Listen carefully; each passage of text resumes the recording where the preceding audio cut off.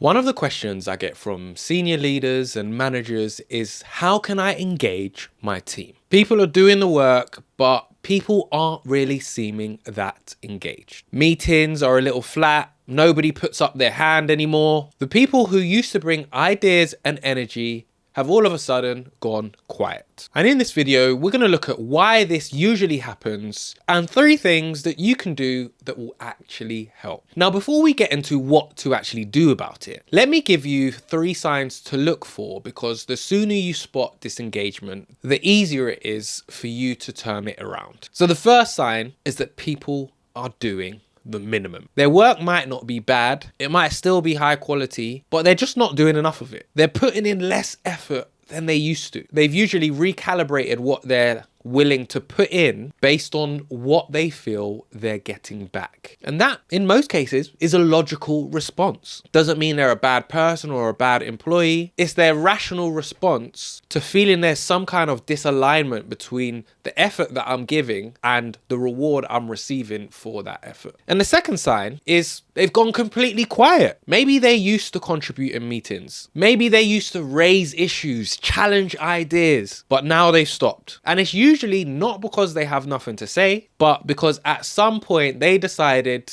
it's not worth saying. No one listens anyway. And the third sign is they've stopped caring about the outcome. They may still get the work done, but they don't care about the results. And there's a big difference between someone who is just tired and exhausted and overworked versus someone who's completely switched off. And often when quality stops mattering, motivation has already left. So here are 3 things you can do, and something I deliver and teach in team workshops too, because motivation works both ways. So the first one is making people feel seen. And I don't mean like the generic great job or well done. Of course they're important, but I mean more specific recognition. Explaining what someone did and what positive impact that had on the business or the company itself. For example, I noticed how you stayed calm on the call last week with that miserable and grumpy client.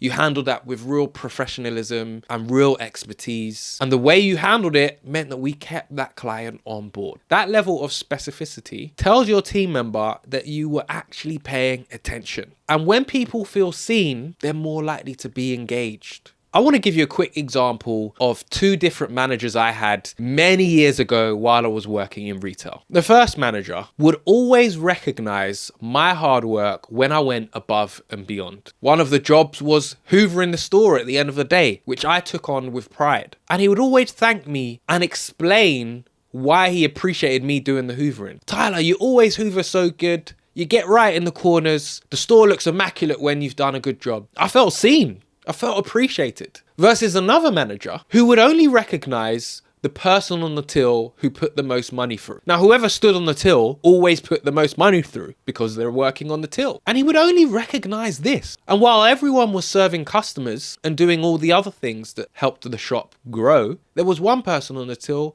who got the recognition and the praise, while no one else got any specific recognition. And as a result, I actually ended up leaving that company and working for a competitor. So when people feel seen, it has a bigger impact than you realize. Now, the second thing you can do to help engage your team is reconnecting people with why their work matters. Disengagement often happens when people lose sight of the bigger picture. They're so deep in the daily tasks of work that they've forgotten the impact that those tasks actually have. And one of the simplest things you can do is highlight the impact that they're having on the organization, on the company, on whatever it is that their job role does. What does this team's work actually do? Why does it matter? Purpose is one of the strongest motivators there is. And it costs nothing for you to talk about it. In fact, every year I work with the King's Trust to help them support their Million Makers campaign. Now, the Million Makers campaign is a campaign where different teams from different organizations come together